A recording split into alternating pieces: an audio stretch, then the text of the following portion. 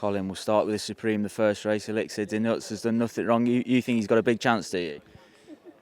Yeah, well, obviously, he's third in the betting, so the season has gone. I shouldn't say it really, but it's gone like poetry. Really, a second and 3 wins at Cheltenham. He's had his break. He's had a racecourse gallop. He's getting stronger and he looks bigger and better.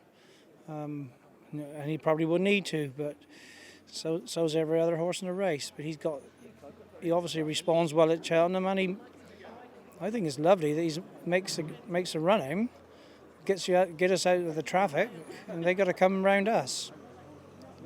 And later on, you might have Vision de Flow, who won well at Fontwell yesterday. In the champion hurdle, you're not decided yet, though? Not decided. No, he probably ran. They might put him up a bit for yesterday. He might be at 155 or something like that. We're only. If horses go up £7 for a win, we're only 1 win away from good enough to run in a champion. So that will draw on us a bit, just to have a runner, really. Is there any got better chance of carrying nearly top weight in a Carl? I'm not sure. And tell us a bit about Mr. MALARKY. He's the type of horse you're sort of known for, a staying chaser. He's done brilliantly this season. Yeah, well, the only reason I bought him because his dam was his granddam was Dubacilla, was winning races from horses around this area when I was looking to be a trainer, and so I was in the sales. That's why I bought him. But he wasn't very big then, but he has grown. He's kept growing. He's 6 now, and I'm sure he's grown more this year. He's 148 rated chaser now. Stays and jumps. Do you know which race he might end up in? No, he's in 2 for that reason. It's the owners are here tomorrow. Have another chat about it. Yes, we can talk about it till the cows come home. I don't know if one race is easier than the other. It just might be that if you had to be critical of him, you might say he might not have the pace of some horses in the RSA, but he'd probably stay better in some of them as well. So they're in 2 races, so that's what's going to happen till it becomes obvious, and it hasn't not yet. Now, Fox Norton is a horse that's always had a lot of ability, and he's in 2 races. But from the sounds of it, leaning towards the Ryanair, is that fair? Well, we're leaning away from Altior.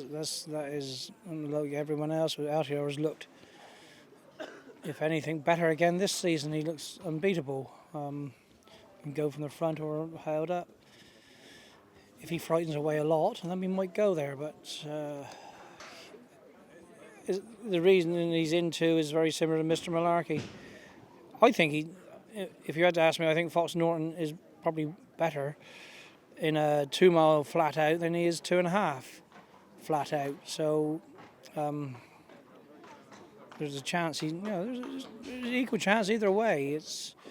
We shouldn't run away from one horse, because every horse can make a mistake or have an off day. So if the competition's not that great in the champion chase, he might still go there. He'd had a bit of time off before he came back behind Altior. Is he coming to the boil, or where is he in how you'd want him to be?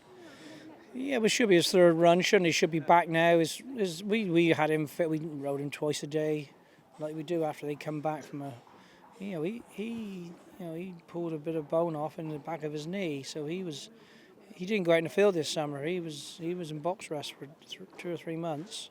So we got him to where he is, despite he hasn't had the ideal, but he's had 2 good runs now. And you almost think he's going to improve for a run, but sometimes they don't. Now, I know you've always adored Lost in Translation. He looks to have a big chance in the JLT. Just tell us a bit about him. Well, he's won at Cheltenham, didn't he? Beat the McManus horse at Cheltenham on the stamina, really. And then we got beat by the same one at Sandown when it was a small race with just a 4-horse race. This 2.5 miles would be fine for him.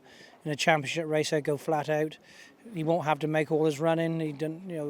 He can, or he doesn't have to. So we'll see what happens. But that's the race he's going to go in. So he's second favourite. So that tells you his chance.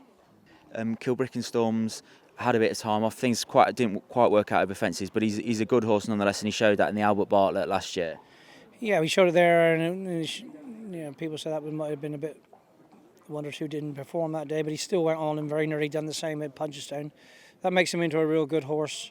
He just might be a better hurdler than he is chaser. So he had a little injury. That's made him a fresh horse, and he's done his racecourse gallop.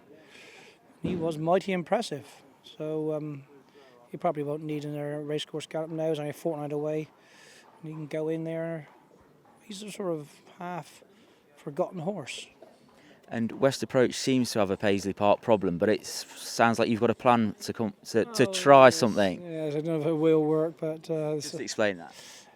In the last twice we've finished second to Paisley Park, and if you watch Paisley Park, you just look a mile out as though he's not going anywhere. Then he sort of kicks into gear, and off he goes. And we've been in front, around the outside, sort of looking after West Approach, thinking he doesn't want to be crowded or anything. Now, I think in this race we've got to forget that and sit with one eye on Paisley Park all the time and play late.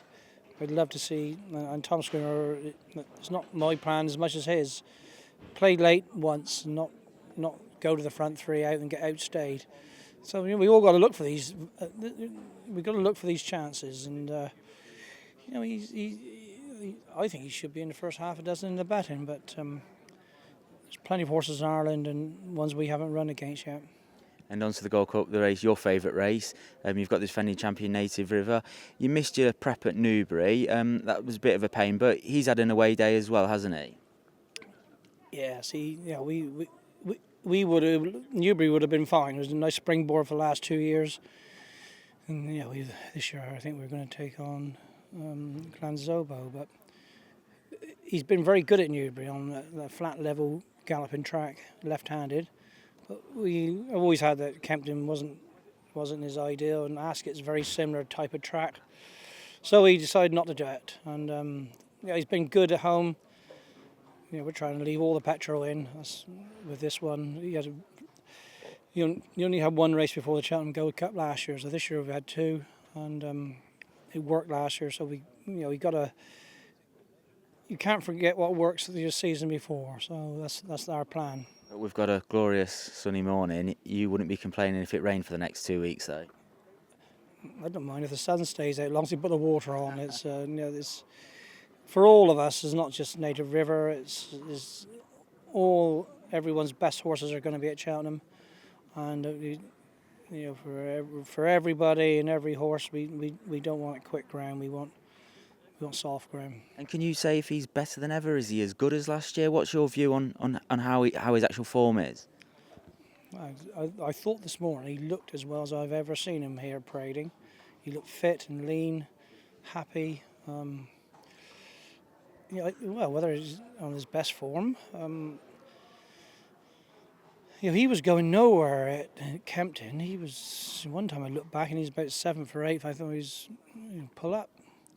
But when he straightened in, he stayed on. And you always got to remember that Kempton is 55 to a minute slower and faster than the Gold Cup.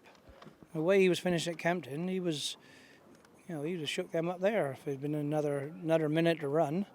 So he's a real stamina horse, and I think he's just as good as. And that brings us nicely on to THISTLECRACK, who was, of course, in front of him in the King George. Of course, you've never actually got to the Gold Cup, but so it must mean a lot to get him there. And you think he's got a chance too, don't you? Yeah, well, when he won the King George, we went to the Cotswold Chase and got beat, and then he had a leg. So then we thought, goodness me, we could have waited and gone to the Gold Cup. So that reared his head again. So that's why we've stopped and just take him there fresh. He's had 2 runs. He's 11 years old. You wouldn't want to be over racing him at that age. I think younger horses, 7 or 8 year olds, you can do a bit more with them. But when they're starting to get a little bit senior, you've got to be looked after. And hopefully we can get him there in his best form. And he likes Cheltenham, the trackle suit, the trip. He's done it, hasn't he? He's done all that. But this is, we're not talking about turning up in a 4-horse conditions race where there's going to be 12 or 14 runners, and they're all very good horses. They'll be on the day. Won't quite be Michael Dickinson because you've not got 5, but you have got 3, a third one, Elegant Escape, a Welsh national winner. Yeah, he's 162 rated, I believe. He's one win away from being rated as high as any of them. So, and he's a young horse and he's an improver. He's been, his last run was probably his best run ever. He's bottom of the stamina, and you can just see him when the push comes to shove and the stamina kicks in. You wouldn't put him, you wouldn't not run him anyway. Final question, Colin. We've talked about the big guns. Is there a horse we've not mentioned that perhaps is a bit under the radar, maybe a handicapper or a younger horse that you're really looking forward to running at Cheltenham?